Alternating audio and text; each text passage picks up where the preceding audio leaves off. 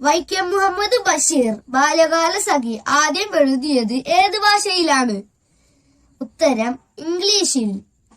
വൈക്കം മുഹമ്മദ് ബഷീറിന്റെ ആദ്യ കൃതി ഏതാണ്? ഉത്തരം പ്രേമലേഖനം. ബഷീർ അന്തരിച്ച വർഷം ഏത്? ഉത്തരം 1994 ജൂലൈ 5. ബേപ്പൂരിൽ ബഷീർ താമസിച്ചിരുന്ന വീടിന്റെ പേര് എന്താണ്? ഉത്തരം വയലാലിൻ വീട്. ബഷീറിന്റെ ഭൂമിയുടെ അവകാശികൾ എന്ന ചെറുകഥ പ്രസിദ്ധീകരിച്ച വർഷം ഏത്?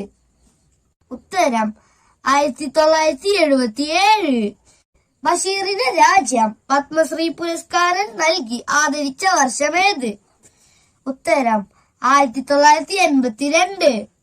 ബഷീർ എറണാകുളത്ത് സ്ഥാപിച്ച ബുക്ക് സ്റ്റാളിന്റെ പേര് എന്താണ്? ഉത്തരം സർക്കിൾ